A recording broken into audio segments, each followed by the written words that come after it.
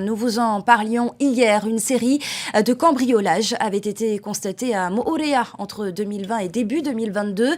Depuis, 32 cambriolaires présumés ont été interpellés. Nous avons voulu connaître le ressenti de la population sur place, mais aussi la façon dont s'organise la commune pour faire face à l'insécurité. Athéna Milcam et Veitiere Nauta se sont rendus sur l'île Sœur.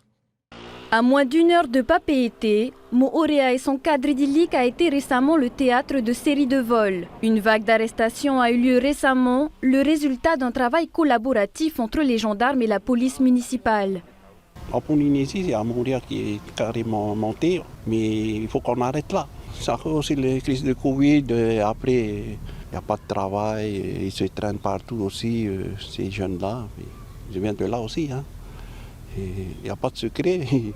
Je lui dis, ça coule le Covid aussi. Hein. Pour lutter contre cette délinquance accrue, un conseil local de sécurité et de prévention de la délinquance devrait être mis en place cette année. Une délibération va passer en conseil municipal le 30 mars.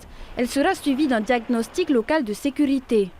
Ensuite, on a des maisons de quartier aussi qui ont été inaugurées récemment, sur lesquelles on va travailler avec nos adultes relais, avec les services civiques qui vont pouvoir intervenir dans les quartiers pour essayer de les aider à trouver du travail, à faire leur CV, des choses comme ça. Donc on met les moyens en tout cas. Hein. Malheureusement, beaucoup de mineurs ont été identifiés dans ces cambriolages et c'est dommage. L'éducation commence aussi à la maison, donc c'est très important de rappeler ça aux parents. De son côté, la population n'est pas sereine et nombreux sont ceux à s'être déjà fait visiter par des voleurs. C'est malheureux, il y a toujours eu des vols. Hein. Attention, moi j'ai 60 ans, là, dans ma jeunesse, il y a toujours eu des vols, tout ça. Mais là, c'est de plus en plus. Maintenant, comment faire de la prévention, c'est compliqué, il faut beaucoup de moyens. Moi, aujourd'hui, sur Mharepa, je ne ressens pas réellement une insécurité. Mais par contre, c'est inquiétant. Après, ce qui m'a alarmée, c'est le fait que ma responsable de boutique m'ait demandé d'avoir quelque chose pour se protéger s'il y avait quoi que ce soit. Retour à Tahiti, où ce consultant au tourisme s'inquiète de la mauvaise publicité engendrée par ces vols.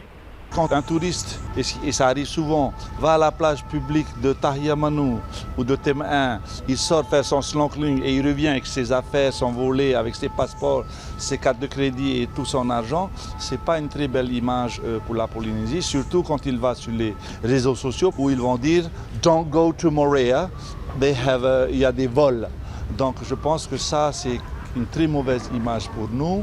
Une image ternie par l'actualité récente. Outre les vols, on se souvient encore du corps sans vie retrouvé poignardé le mois dernier.